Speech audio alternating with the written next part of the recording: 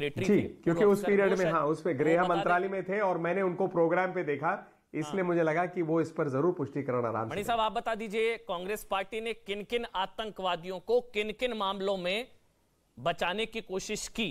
Congress party ने आतंकवादियों को बचाने की कोशिश की, क्या यह सही है आरोप? और किसको की, किन किन मामलों में की? आरवीएस मणि, सुनिएगा ध्यान से, गृह मंत्रालय में अंडर सेक्रेटरी रहे हैं। मैं अनइंटरप्टेड बात करूंगा सर। देखिए, आपने किसको छुड़वाने की बात की? उन्होंने 26/11 में अजमल कसाब को भी छुड़वाने की बात की। I have said 26/11 was a fixed match between ISI and INC. इसके ऊपर मैं 4 साल से कह रहा हूं, इसमें कोई दोहराई नहीं। और उसके सीधा बंदूक के नोक पे मैं था, मेरे को अगवा करके, ये मेरे ग्रंथ में पूरा प्रमाण के साथ है, ये मेरे ग्रंथ में पूरे प्रमाण के साथ है।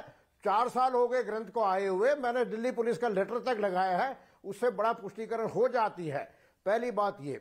दूसरी बात, 26/11 के अलावा हर बाटला हाउस में तो विवरण आ ही चुका है। समझौता ब्लास्ट में जो असली आतंकवादी थे वो तो 4 दिन में बच के पाकिस्तान निकल चुके हैं। मक्का मस्जिद के आतंकवादी निकल चुके हैं। तो ऐसे कई बार। और आपको मैं बता रहा हूं, गोधरा जब हुआ था, जब साबरमती एक्सप्रेस भरी थी, आपको एक संदर्भ पता नहीं है, लोगों को पता नहीं है, और इसमें केंद्रीय गृह मंत्रालय में इसका प्रमाण जरूर होगा या डिफेंस मिनिस्ट्री में होगा।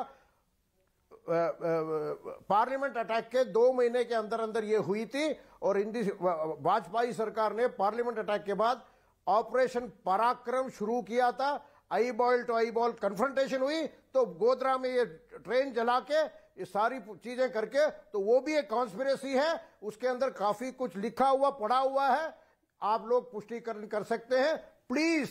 तो इसलिए जो आज प्रधानमंत्री कह रहे हैं वो बिल्कुल 100% कह रहे हैं, बिल्कुल निराधार कुछ नहीं है, ये मैं कहना चाहता हूं। धन्यवाद। बताइए, एक मिनट सर, एक और सवाल आपसे ले रहा हूं। जब पी चिदम्बरम गृह मंत्री थे, उस वक्त आप गृह मंत्रालय में थे, अगर मैं गलत नहीं हूं, क्या आप लोगों पर भी प्रेशर होता था कि इनको छोड़ दो और हिंदू आतंकवादियों को फंसा दो और इनको छोड़ दो? क्या ऐसा कुछ होता था जो प्रधानमंत्री कह रहे हैं, जो नलिन भाई कह रहे हैं, होता था ये सब? देखिए, ऐसा है, ये आरटीआई से पुष्टिकरण हो चुकी है कि जब तक मैं 2010 में, जब तक मैं उस पोजीशन में था, तब तक हिंदू आतंकवाद का कोई रिकॉर्ड सरकारी जगह पे नहीं थी। मुझे ट्रांसफर किया गया, 2 और अधिकारियों को किसी भिन्न भिन्न डिवीजन में भेजा गया। उसके बाद 17 जुलाई 2010 में पहली बार ऑफिशियल रिकॉर्ड में हिंदू आतंकवाद, वो भी निराधार, कोई भी खुफिया एजेंसी का रिपोर्ट नहीं, किसी भी आधार के बगैर उसमें डाला गया। तो ये मैं आपको साफ साफ कहता हूं, ये it is on the public remind. I think किसी न्यूज चैनल में उस आरटीआई रिप्लाई को शो भी किया था कि ये पहली बार हिंदू आते हैं। उसमें भी कहता है there may be some Hindu outfits, terror outfits also, we need to investigate, there may be, वो भी कहा था। और उसमें कोई आईबी की रेफरेंस नहीं थी, कोई भी निराधार तरीके से किया था। इसी तरह हिंदू आतंकवाद को सरकारी फाइल में घुसेड़ा गया था। ये पुष्टि हो चुकी है, टीवी में हो चुकी है। 2016 में न्यूज एक्स के प्रोग्राम में आरटीआई की रिपोर्ट आ चुकी। कमरू चौधरी कांग्रेस पार्टी के नेता है। कमरू भाई, जवाब देना चाहेंगे? मतलब आतंकियों को क्यों बचाना, और आतंकवाद का कौन सा वोट बैंक होता है?